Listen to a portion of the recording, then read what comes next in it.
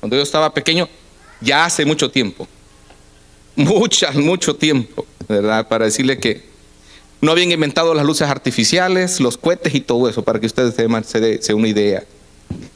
Había un cliché comercial que comenzaba siempre en diciembre, en el que se le decía a la gente: saca tu ángel, dando a entender que por lo menos en diciembre pórtate bien.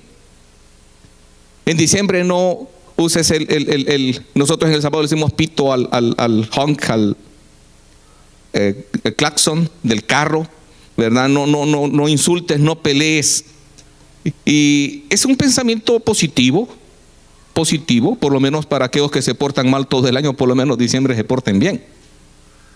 Y usted puede ver que comenzando y partiendo de lo que es acción de gracias, hay un gran alboroto, ¿verdad? Al punto pues que ya acción de gracias ya no se celebra en la mayoría de hogares, sino que lo que hacen es acampar 2 semanas, si es posible, antes de acción de gracias por las ofertas. O sea, acción de gracias ya para muchos no vale. No les interesa estar en comunión con la familia y darle gracias a Dios por las bendiciones, sino que les interesa ver qué sacan. Y usted puede ver en las noticias que hasta se matan por un juguete. Hace 2 años a una señora la metieron presa, esto fue en California, porque en el afán de agarrar las cosas, vino otra señora y metió mano y le echó gas pimienta en la cara. Le quemó la cara con gas pimienta por pelear por cosas materiales, y fue a pasar desde acción de gracias hasta saber cuándo en la cárcel. ¿Me entiende? Y usted va a encontrar ahorita alboroto por todos lados. Si va al mall, alboroto, ¿verdad? Las casas preparando la comida, los niños esperando su regalo, adultos esperando su regalo, y algunos hasta exigiéndolo. Sí o sí, exigiendo su regalo. ¿Quién me vas a regalar? O sea, recuerde que el regalo es una inclinación del corazón, darlo no se puede exigir, pero así somos. Y el problema es que hasta los cristianos hemos caído en eso.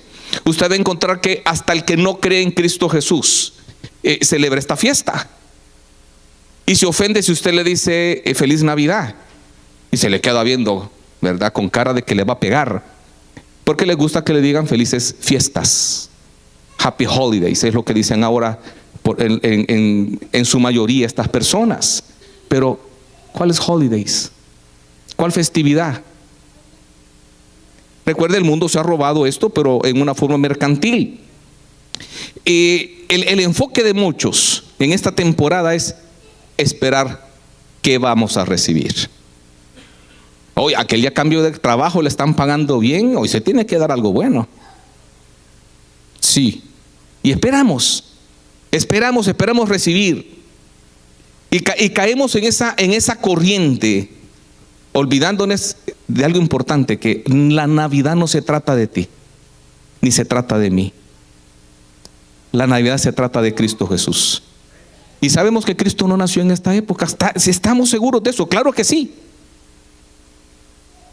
Y muchos, el pleito, o sea, los inmaduros en esta época están peleando. Ay, ¿por qué los cristianos que ponen el arbolito, que no se celebra? Esa inmadurez es estar peleando en eso.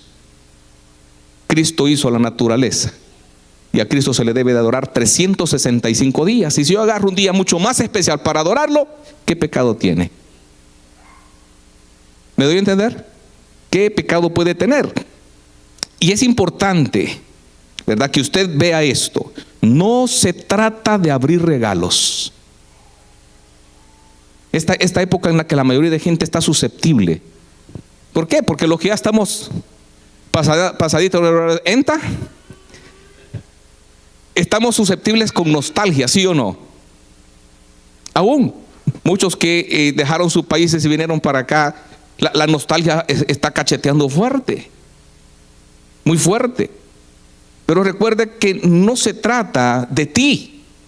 ¿Por qué no golpea la nostalgia? Porque nosotros nos ponemos como el centro del universo, y entonces nos afecta. Y la nostalgia nos pone tiernos hasta cierto punto. Recuerda, esta época se trata de abrir el corazón a Jesús en una forma muy especial, para que Jesús te toque mejor. y seas más perceptible a Jesús. Y que el próximo año sea diferente, como hemos estado predicando todos estos tiempos. Muchos se ponen tristes en esta época por lo material, porque no están donde quisieran, porque no están con quien quisieran, porque no recibieron lo que quisieran. Todo lo que es lo material lo pone triste, ¿sí o no? Muchos se ponen tristes en que no les alcanzó el dinero porque no van a poder comer pavo, guajolote, chompipe, como tú le llames, para el 24, que es mañana. Nosotros hablamos del 24, el mundo hispano, para el día 25, ¿verdad? Para que baje la digestión. Y nos ponemos tristes porque, hermano, recuerda, no se trata de ti, se trata de Cristo. Y aunque sea frijoles para comer, tienes que comer. ¿Sí o no? Un taquito de frijoles con un pedacito de queso, vénganos tu reino. Y si lo calienta, hace pupusa de un solo. Ya. Véale el lado positivo a todo. Nosotros, hermanos, tenemos que entender, tanto para estas fechas, para que no nos fijemos en lo material, porque nosotros tenemos que ser diferentes al mundo. Diferentes al mundo en todo sentido. Y con esto no te digo en que no estrenes. Si tienes para estrenar, estrena, pero no te sientas mal si no puedes estrenar. En nuestros países es acostumbrado que el 24 se estrena y el 31. No puedes hacerlo, no te preocupes. ¿Estás vivo, sí o no? ¿Qué es más importante, el vestido o el cuerpo? Pues el cuerpo. ¿Tienes cuerpo todavía? ¿No se lo comieron los gusanos? ¿Eres medio zombie? No importa, estás vivo. Y ese es motivo de darle gracias al Señor.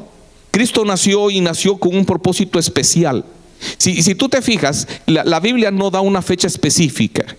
Se dan ciertos eventos alrededor del nacimiento de Jesús. Y pues Dios sabía que nosotros estamos acostumbrados a idolatrar fechas y todo eso, y por eso la fecha no está implícita. Aún la fecha de la muerte de Jesús, solo hay un evento, ¿verdad?, que nos marca un aproximado, que fue la Pascua judía.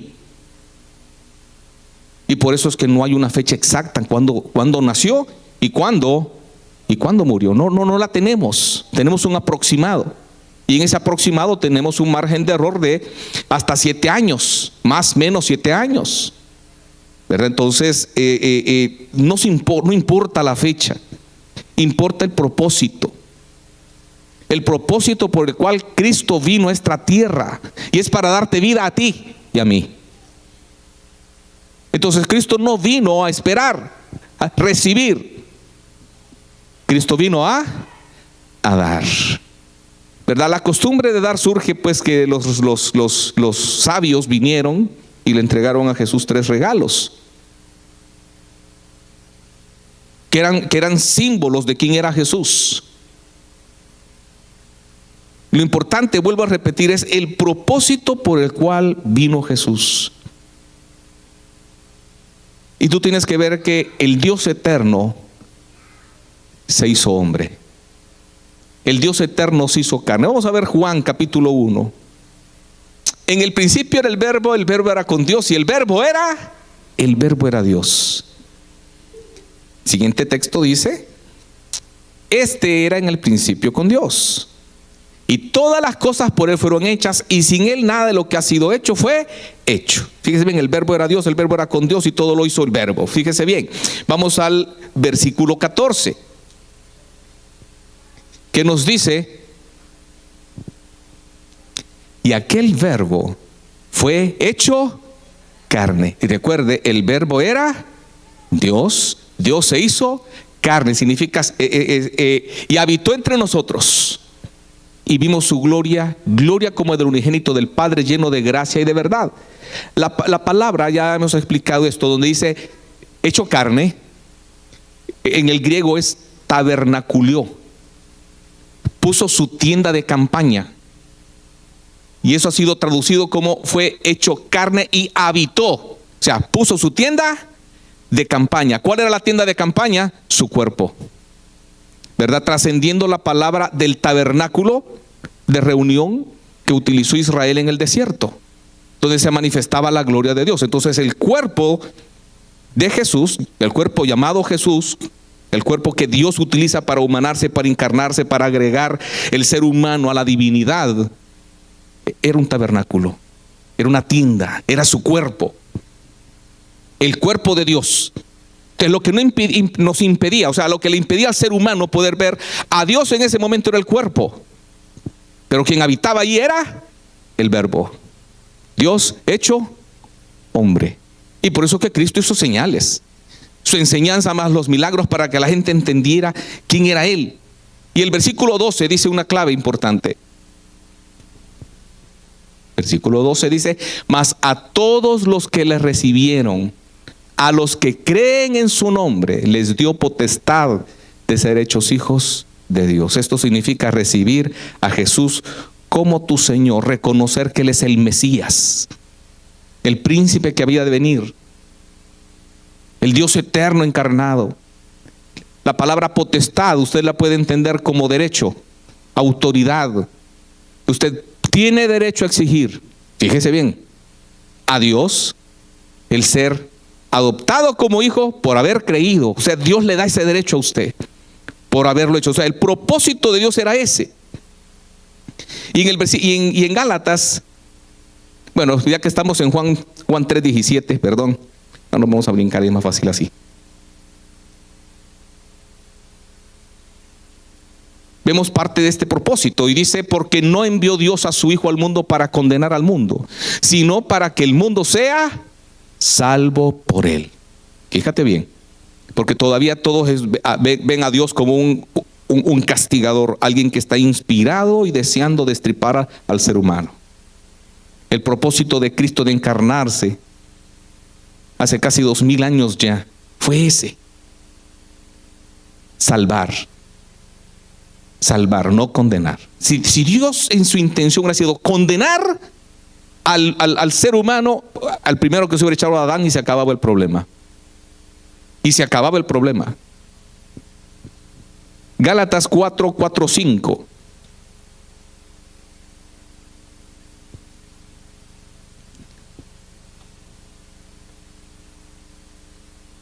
Pero cuando vino el cumplimiento del tiempo, el tiempo de Dios, recuerde cuando dice aquí el tiempo, es el tiempo de Dios, no el nuestro.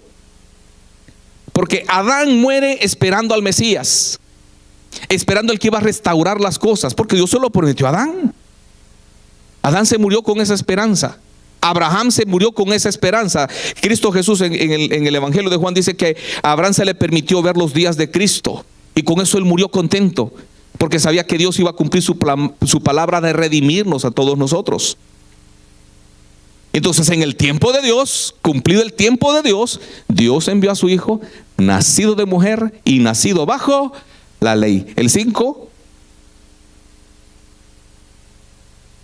para que redimiese. Recuerde, redimir implica pagar un rescate. Redimir es pagar con un rescate a los que estaban bajo la ley, a fin de que recibiésemos la adopción de hijos. Fíjate bien, entonces Cristo nace con el propósito de rescatarnos. Primeramente de nosotros mismos, porque nuestros peores enemigos somos nosotros mismos. Somos nosotros mismos, con nuestras decisiones, con nuestro estilo de vida, con nuestro rechazo al Señor, somos nuestros peores enemigos. Entonces nos quiere rescatar de nosotros mismos.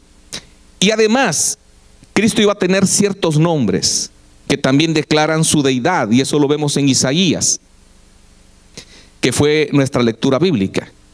No se preocupe, vamos a leer toda la lectura, pero no se la voy a explicar toda. Aunque podemos hacerlo, porque recuerda que tenemos hasta las 5:30. No hay problema. Y va a haber un poquito de comidita, así que si tiene hambre, ahí puede matar el hambre. Isaías 9:1-7.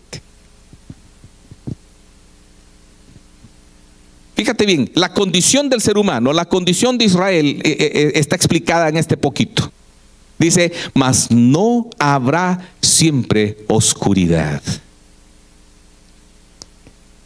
Recuerde, yo soy un poco metido, no con los hermanos, sino con la información.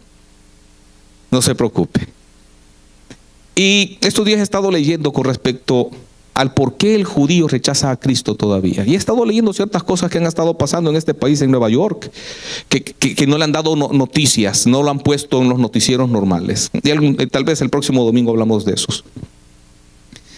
Y para los judíos, Cristo no es el Mesías porque para ellos Cristo Jesús fracasó.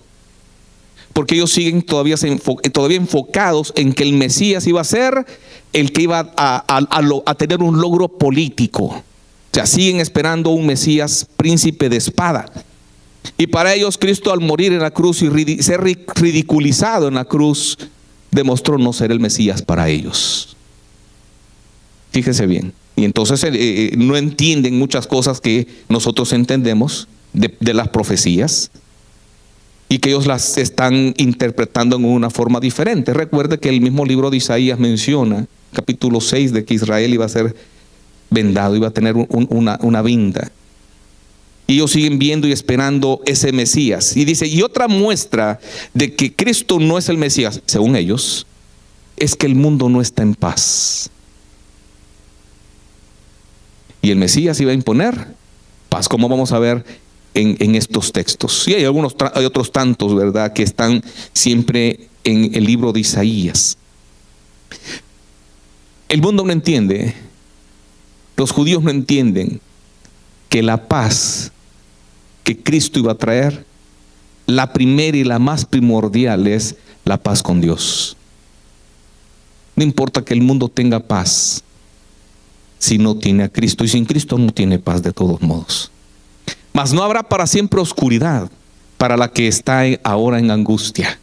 Tal como la aflicción que le vino en el tiempo que livianamente tocaron la primera vez a la tierra de Zabulón y a la tierra de Neftalí. Pues al fin llenará de gloria el camino del mar, de aquel lado del Jordán, en Galilea de los gentiles. El pueblo que andaba en tinieblas vio gran luz. ¿La luz de quién? La luz de Dios en Cristo Jesús. Los que moraban en tierra de sombra de muerte, luz resplandeció sobre ellos. Hermano, esta escritura fue escrita aproximadamente 700 años antes de Jesús. Antes de Jesús. Ni los ateos, ni los que están en contra de Jesús pueden decir que fue algo manipulado por los discípulos para manifestar que Cristo era el Mesías. Porque ya aún 200 años de que Jesús naciera, esta lectura que estamos haciendo, que originalmente fue escrita en hebreo, fue traducida al griego. 200 años, y hay prueba de todo eso. Multiplicaste la gente, aumentaste la alegría, se alegrarán delante de ti como se alegran en la siega. Recuerde, siega es recoger, cosecha. Como se gozan cuando reparten despojos. En aquella época repartir despojos era después de una batalla. El pueblo que era vencido, los vencedores iban y le quitaban todo. Eso era despojo, ¿verdad? Y ese despojo después era repartido entre todos los que habían ganado la batalla. Pues el rey se llevaba la mayor tajada. Porque tú quebraste su pesado yugo. Aquí está hablando del pecado, no de la crisis política. Está hablando del pecado, no del yugo romano que iba a caer sobre Israel. Y la vara de su hombro y el cetro de su opresor, como en el día de Madián. Porque todo calzado que lleve el guerrero en el tumulto de la batalla y todo manto revolcado en sangre serán quemados, pasto del fuego. Eso ejemplifica que en el reinado justo de Mesías, ¿qué va a venir? En el milenio no va a haber guerra. Claro y directo. Y aquí está la parte importante que declara quién es Jesús. Un niño no es nacido, un niño nos es dado. Fíjese bien que dice dado, no creado. Ya existía y nos fue dado. Y el principado sobre su hombro, o sea, su derecho a reinar. Y se llamará su nombre, fíjate bien el nombre del Mesías: admirable, consejero, Dios fuerte, Padre eterno, príncipe de paz. Los nombres que iba a recibir el Mesías. Y no que así iban a ir a la alcaldía y todo esto se los iban a poner. Todos estos eran atributos de él. Todos. Y lo dilatado de su imperio y la paz, entonces ¿de qué está hablando? De la paz. No tendrán límites sobre el trono de David y sobre su reino, disponiéndolo y confirmándolo en juicio y en justicia desde ahora y para siempre. El celo de Jehová de los ejércitos hará esto. Vamos a enfocarnos en uno de los nombres: príncipe de paz. Príncipe de paz. Cuando Cristo nace, y vamos a Lucas, y lo voy a hacer leer mucho porque yo sé que la mayoría no leyó mucho en el año, así que ahorita vamos a cumplir el requisito de leer la Biblia en un año. Lucas, fíjense bien, y esta es la estampa, ¿verdad? La tradicional de Navidad. En el pesebre, los ángeles apareciéndole a los pastores, y pues de ahí sale uno de los versículos que se cantó, aunque ha sido modernizado, que es Gloria in excelsis Deo. O sea, gloria a Dios en las alturas. Había pastores en la misma región que velaban y guardaban las vigilias de la noche sobre su rebaño. Y aquí se les presentó un ángel del Señor, y la gloria del Señor los rodeó de resplandor y tuvieron gran temor. Recuerde, la reacción del ser humano ante Dios siempre ha sido de miedo. Miedo. Cuando Cristo se le manifiesta a Saulo de Tarso, la reacción de Saulo de Tarso, que después es llamado Pablo, ¿cuál fue? De miedo. Y estos ángeles pues igual, miedo. Y la gloria del Señor los rodeó de resplandor y tuvo un gran miedo. Siguiente texto. Pero el ángel les dijo: no temáis, porque aquí os doy nuevas de gran gozo, que será para todo el pueblo,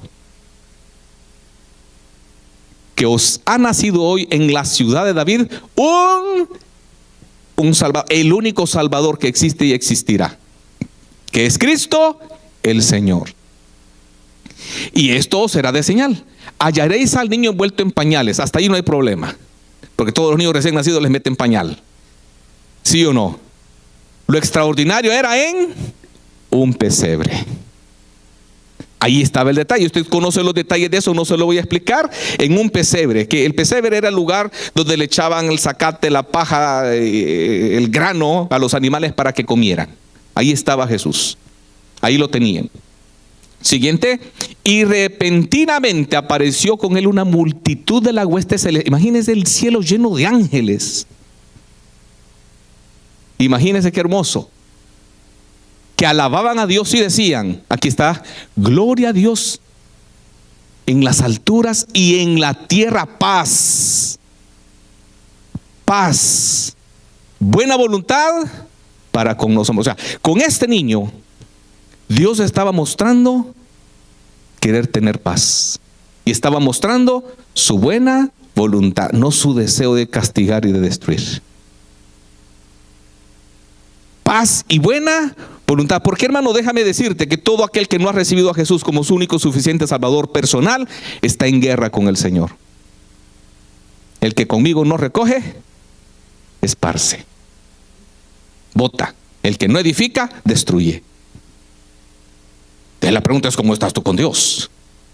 ¿Estás en paz? ¿Estás en guerra? ¿Recibiste a Cristo? Estás en paz, y es lo que vamos a ver.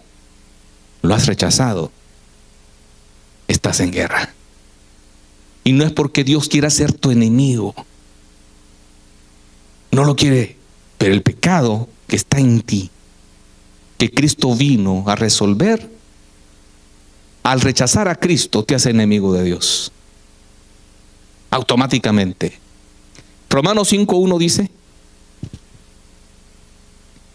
fíjate bien, justificado, o sea, siendo declarado justo delante de Dios, pues por la fe. ¿Cuál es la única forma de ser declarado justo? ¿Por las obras o por el creer?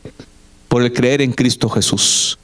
Tenemos paz, oiga bien, esa paz hermosa para con Dios por medio de nuestro Señor Jesucristo, y Él es nuestra paz. La primera paz que nosotros necesitamos comprender y entender para que nuestro hogar esté en paz es la paz con Dios. Yo no tengo paz con Dios, no puedo tener paz con nadie. con nadie, y se manifiesta en el mundo. El mundo que rechaza a Cristo es el mundo que está en guerra. Mira el Medio Oriente. Mira el Medio Oriente. Israel, que rechaza a Cristo, que es el príncipe de paz, no tiene paz. Diariamente o semanalmente caen 200, 300 misiles tirados por los palestinos. Pum, pum, pum. Y vienen ellos y responden. Contraatacan. Tienen derecho a defenderse. Pero esa no es paz. La paz romana era igual. La paz romana era ganada en base a la espada. Los romanos se querían unos grandes pacificadores. ¿Por qué? Porque el pueblo que se levantaba, machete y se lo acababan. Y entonces ya la región quedaba en paz. A base de la guerra. A base de matar, de destruir. La paz que tú necesitas primero es la paz con Dios. Y esa se obtiene a través de Cristo Jesús. Recibe a Jesús como tu único y suficiente Salvador personal y encuentras la paz con Dios. Y luego esa misma paz trasciende. Efesios capítulo 2, 2:14 si no me equivoco. Y si me equivoco, hermano, perdóname, es el 2:13 al 15. Esa misma paz trasciende. Porque si estás en paz con Dios, hay un proverbio que dice: el que está en paz con Dios, Dios hace estar en paz a todos tus enemigos. Oye, a todos tus enemigos. Él dice: quietecito, que este es mi defendido. Cálmense, cálmense. Pero ahora en Cristo Jesús, vosotros que en otro tiempo estabais lejos, nosotros, habéis sido hechos cercanos por la sangre de Cristo. Cristo pagó ese precio importante que nosotros no podíamos pagar. Porque Él es nuestra paz. No tienes a Cristo, no tienes paz. Ni con Dios, ni con nadie, y lo peor de todo, ni contigo mismo. ¿Ves? Cuando yo me portaba mal, también cuando me portaba mal, mi papá decía: este muchachito que no cabe en su pellejo. Hacia aquel que no tiene paz, no cabe en sí mismo. No cabe. Porque la angustia y la ansiedad están por todos lados donde se para y por todos lados donde ve. Entonces el único que puede darte paz interna con Dios y contigo y con los demás es el Señor. Porque Él es nuestra paz, que de ambos pueblos hizo uno, derribando la pared intermedia de separación. Aquí está hablando de la enemistad natural que había entre los judíos y los gentiles. Nosotros somos gentiles porque no tenemos sangre judía. Esa enemistad natural que había, Cristo la abuela, la destruye, queda abolida. Esa enemistad natural al recibir a Cristo, y pone paz unos con nosotros, aboliendo en su carne las enemistades. La ley de los mandamientos expresados en ordenanzas para crear en sí mismos de los dos pueblos, gentil y judío, un solo y nuevo hombre, haciendo la paz. Haciendo la paz. Entonces, primer paso, paz con Dios. Segundo paso, paz contigo y paz con los demás. En una persona que no, en su corazón no reina Cristo, inevitablemente hay conflicto. Inevitablemente hay frustración, ansiedad, de todo. Y no significa que los cristianos estemos exentos de la ansiedad y de todos esos conflictos. Lo único que nosotros tenemos a quien recurrir para que nos sane. ¿Entiende? Sabemos que Él nos va a sanar porque Él pagó para hacer todo eso en nosotros, dándonos la paz. Cuando tú tienes paz, lo que Dios espera entonces es que tú te conviertas en un multiplicador de la paz. Mateo capítulo 5, que son las bienaventuranzas, versículo 9. Entonces Cristo es un pacificador, y no un pacificador desde el punto de vista militar, que es la forma como el mundo lo ve, como los judíos lo ven. Cristo es un pacificador porque con su sangre puso paz primeramente entre Dios y nosotros, y luego entre uno mismo, y después entre todos nosotros. Entonces, ¿qué es lo que Dios espera de ti entonces después de recibir a Cristo? Que te conviertas en un pacificador. Bienaventurados los pacificadores, porque ellos serán llamados hijos de Dios. Un hijo de Dios, cuando está evangelizando a alguien, está sirviendo aparte de evangelista, aparte de pacificador, está sirviendo de embajador. Lleva un mensaje, el mensaje de Dios. Reconciliaos con Dios a través de Cristo Jesús. Para eso nace, para eso muere. Un pacificador. Si tú le das un chequeo hacia grosso modo a cómo has vivido este año, podríamos decir que has sido un pacificador, o has sido tú el que ha alborotado tu casa. Porque si tú has alborotado tu casa, hay problema, y grave, muy grave. Hablando de la familia, recuerda lo que siempre hemos enseñado acá: una familia unida, una familia sana es la base para una iglesia unida y una iglesia sana. Un hogar en conflicto convierte a una iglesia en conflicto. Una iglesia en conflicto, una familia en conflicto, ¿cómo va a ayudar a una sociedad que está en conflicto? Sí o sí. Entonces, medita. Es triste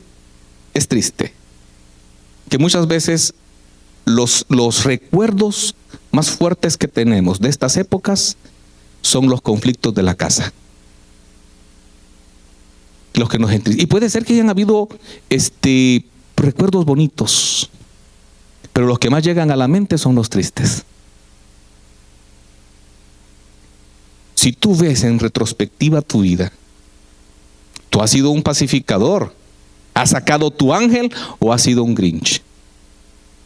¿Sabes quién es el Grinch, verdad? En español traducido allá la caricatura se llamaba Odeón, ¿verdad?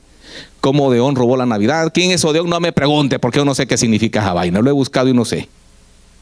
Y el Grinch, pues, es como alguien gruñón, ¿verdad? Alguien que roba, que destruye. Ese es el Grinch. O sea, yo bromeo con mis hijos y yo les digo, mi papá era el Grinch, porque mi papá le mataba la ilusión de la Navidad a cualquiera. Estábamos sentados en la mesa y en una época en la que hay que tener regocijo, hay que platicar, hay que hablar, hay que chistar, hay que sea alegría. Todo el mundo comiendo como que era un cuartel, callados, serios. Y yo ya les he contado que mi papá mantenía 2 hogares.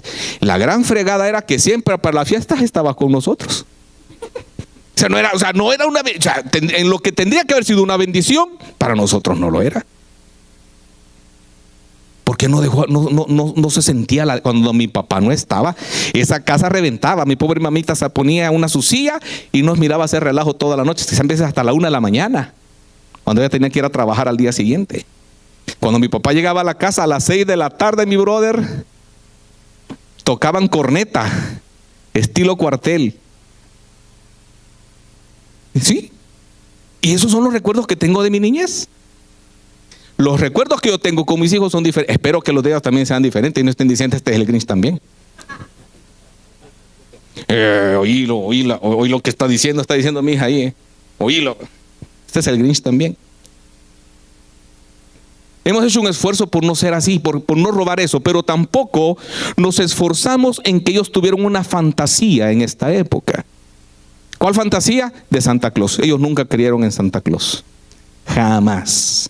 Sabían que esta época era de Jesús. Para Jesús de pequeños. Desde su infancia. ¿Por qué? Porque, hermano, oye, te voy a contar otro chisme familiar. Ojalá pues que mi hermana cuando vea el video no le diga al cuñado. Porque él es el que voy a ventanear ahorita. En mi aflicción, porque mi hermana se convirtiera al Señor,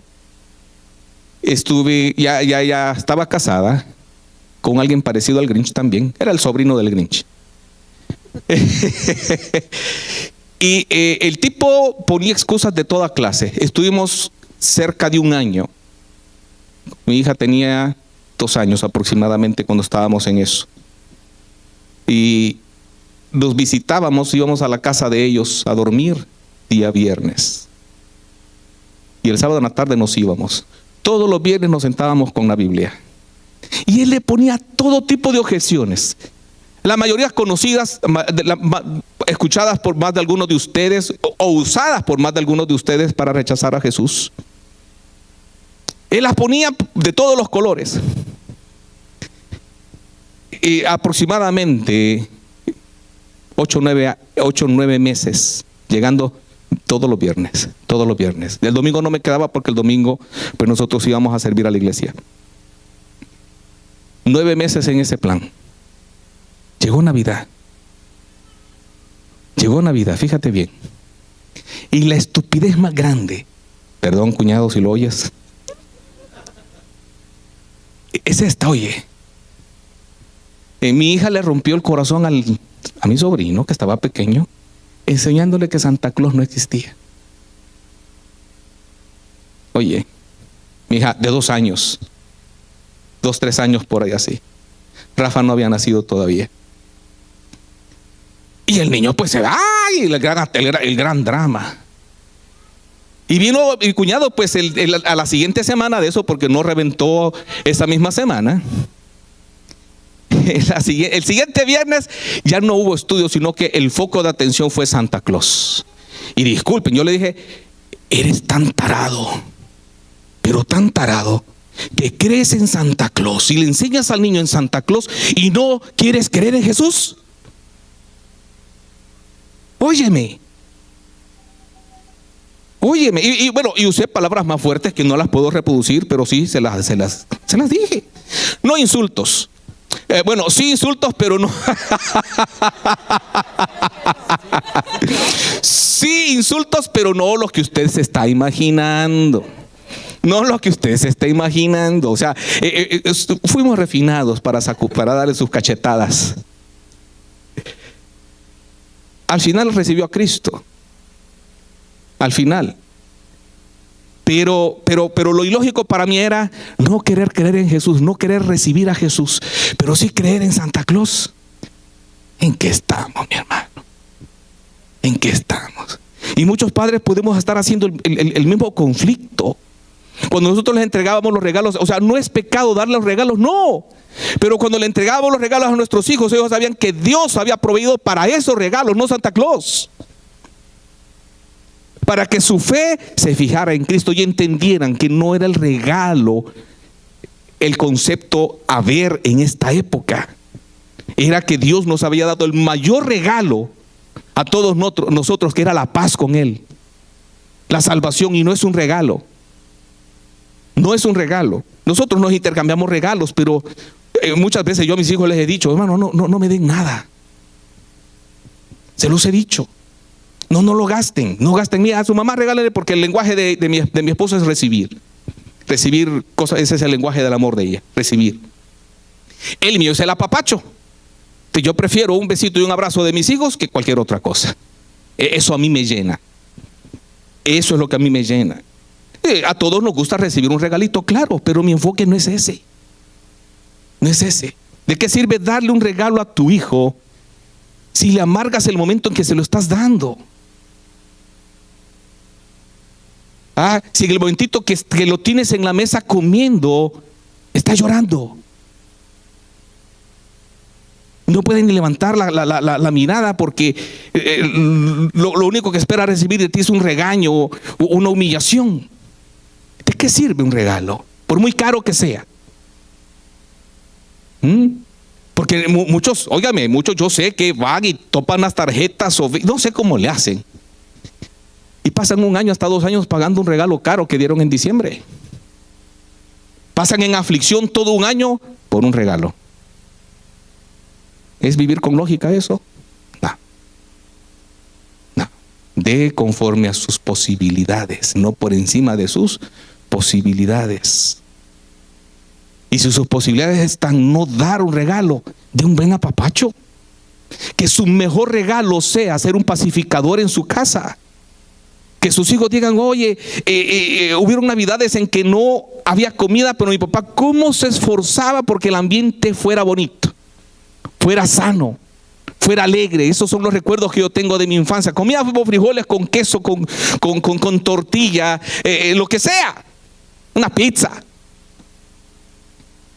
Porque el enfoque no era la comida, el enfoque no era el juguete, el enfoque no era la ropa, el enfoque era Cristo. Y el padre se esforzaba porque eso fuese así en la familia. Que hubiera tranquilidad, que hubiera gozo, que fuera un pacificador. Proverbios 17:1. Vamos a ver otro poquito de Biblia, hermano. Mira lo que te digo. Y hay muchos proverbios con esto. Y no te los quise traer todos porque me iban a sacar de la iglesia. Mejor es un bocado seco y en paz que casa de contiendas llena de provisiones. Yo les he contado, y mis hijos están al tanto, y muchos de los que me conocen desde hace un tiempo saben que cuando yo era joven, también ya hace mucho tiempo, no existía el celular, no es el text message, sino que existían las señales de humo. Yo prefería no estar en la casa. Y la burla de mi papá era: te voy a mandar a hacer un cuarto en la iglesia, porque yo solo pasaba metido en la iglesia. Ese era mi refugio. Yo no quería estar en la casa. Yo llegaba cuando todos estaban dormidos. Mi papá era un comerciante que tenía muchos recursos, había abundancia, hasta desperdicio de comida y de cosas, pero el ambiente era horrible. Y eso es lo que yo recuerdo de mi infancia. Yo a los 11, 12 años, cuando yo conocí al Señor, en la iglesia, cuando no había nada en la iglesia con el coro, porque yo rápido entré al coro, y por lo general había repasos de coro casi toda la semana, y no había, yo me iba para la asociación de la iglesia, que sabía que estaban los pastores jugando fútbol, voleibol, y ahí estaba. ¿Por qué? Porque yo esperaba que todo el mundo estuviera dormido para llegar a la casa. Había mucha abundancia, mucha comida, pero llena de contienda. De contienda. Era un hogar disfuncional. ¿Cómo es el tuyo? ¿Cómo es tu hogar? Un hogar funcional comienza con Cristo en el centro. A eso vino Cristo Jesús, a ponerte paz, a ponerte propósitos, maneras y formas. Si Cristo no es el centro de tu hogar, no tienes nada. Aunque estés preparado para grandes regalos. 15, 16 y 17 siempre de Proverbios.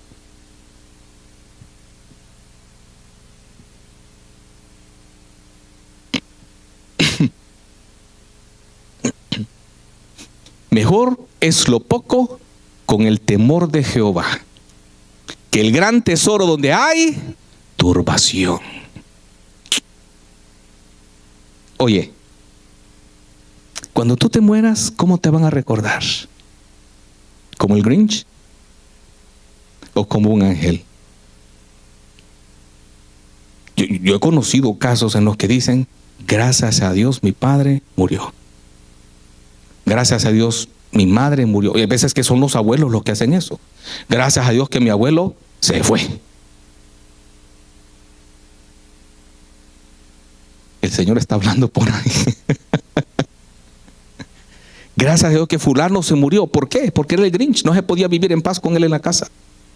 ¿Se van a referir así de ti cuando tú no estés? Para mí fuera realmente el mayor fracaso de mi vida ser recordado de esa forma. El que le destruyó la infancia, el que le destruyó la juventud a mis hijos o a las personas que estén alrededor mío. El mayor fracaso de mi vida sería ese. ¿Me entiende? El siguiente del 17 dice: mejor, oiga bien, en aquella época la mayoría de Israel comía legumbre por la pobreza. Rara vez podían comer carne. Muy rara vez. Muy rara vez. Entonces la legumbre era lo peculiar en las casas de el israelita común.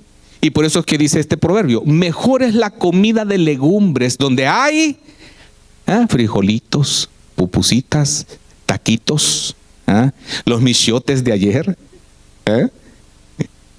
que de buey engordado donde hay odio.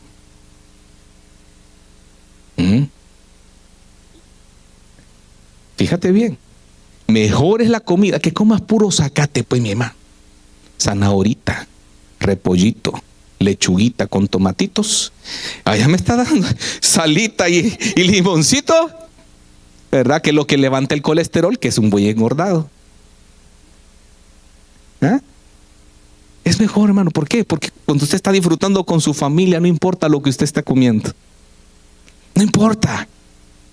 No importa. Si usted está dando provisión de paz, provisión de amor. Y eso es lo que tiene que usted esforzarse en esta época y todo el año. No sacar el ángel solo en esta época. No, todo el año. Saca tu ángel todo el año. Y si tienes que pedir perdón, pide perdón.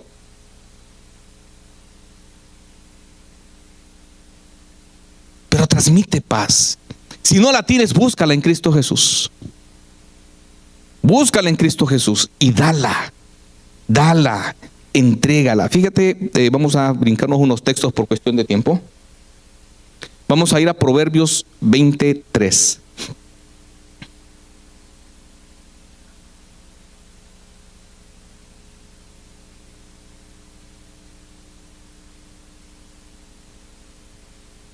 Tenemos la NBI, porfa. Me gusta más la versión NBI en este texto. 23. Fíjese bien pónmelo en español en la Reina Valera del 60. Fíjate bien, para que usted vea la diferencia. O sea, son las mismas palabras. En cierto sentido significan lo mismo. Pero para que cale más rico en un lenguaje más sencillo. Honroso es al hombre evitar la contienda. Y oiga, pero no hay necio que no inicie un pleito. No hay necio que no inicie un pleito. Y si te esfuerzas por crear problemas, esa misma energía que estás utilizando para crearlos, utilízalo para lo contrario, para sembrar la paz. Que el propósito tuyo en esta Navidad, en los días que restan de este año, sea primeramente paz con Dios, paz contigo mismo y paz con los demás. Que Dios te bendiga.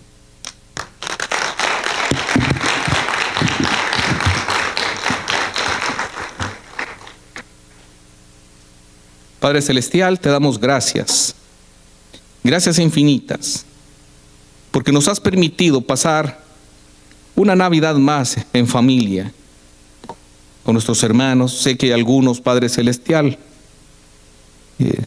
el mundo les roba su atención y se les olvida el verdadero propósito, que eres tú. Y pedimos perdón por ello. Te pedimos en el nombre de Jesús. En el nombre de Cristo Jesús, que tu paz inunde nuestro ser,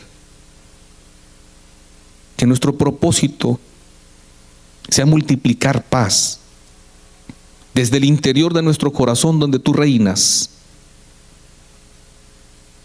hacia nuestra familia primeramente, hacia nuestros amigos, hacia nuestros hermanos en Cristo, a la sociedad completa. Manifiéstate, Padre Celestial, en Cristo Jesús, con tu Espíritu Santo. Porque queremos ser diferentes, no queremos sembrar dolor, no queremos sembrar tristeza, queremos sembrar buenos recuerdos. Yo sé que hay muchos que en esta época se toman hasta una foto familiar y parecen todos felices.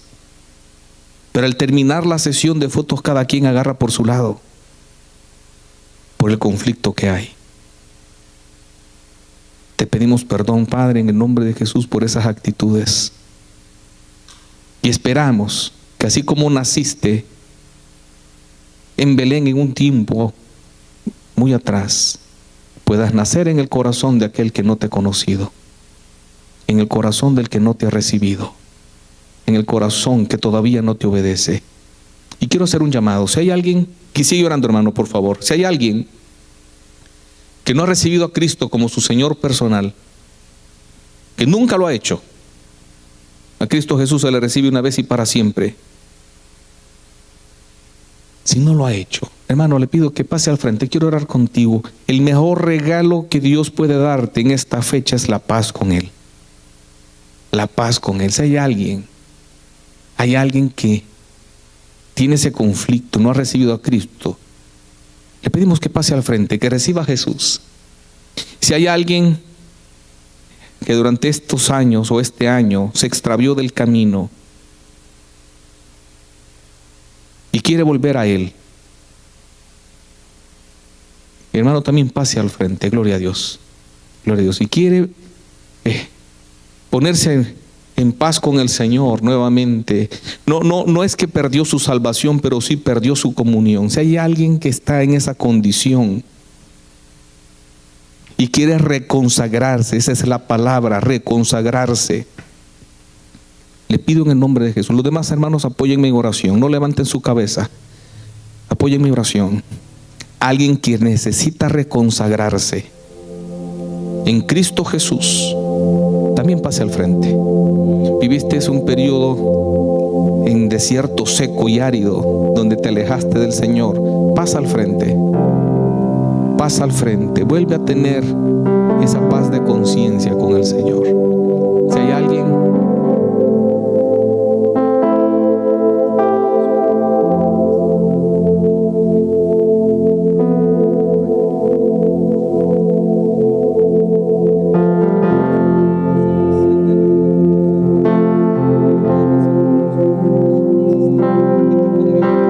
Señor Jesús, yo te recibo hoy como mi único y suficiente Salvador personal. Creo que eres Dios, que moriste en mi lugar por mis pecados. Perdóname, Señor, soy pecadora. Gracias doy al Padre por enviar al Hijo a morir en mi lugar. En Cristo Jesús, mi Salvador, he orado. Amén. Gloria a Dios. La felicitamos. Dios bendiga. Dios bendiga. Más suave, por favor, más suave. Gracias, Padre Celestial, porque has tocado corazones, has tocado voluntades. Y siento en el Espíritu que hay personas que sintieron el impulso de pasar, pero se quedaron en sus asientos. Pero tú conoces la intención del corazón. Pon paz en ese corazón también, Señor Jesús. Porque lo importante no es que pasen al frente, lo importante es que tengan paz contigo. Y declaramos paz en el nombre de Jesús. Porque tú, cuando resucitaste y te presentaste ante los discípulos, las primeras palabras que dijiste fue: paz a vosotros. Y esa paz la hemos recibido, Padre Celestial, y te damos gracias. En el nombre de Cristo Jesús también pedimos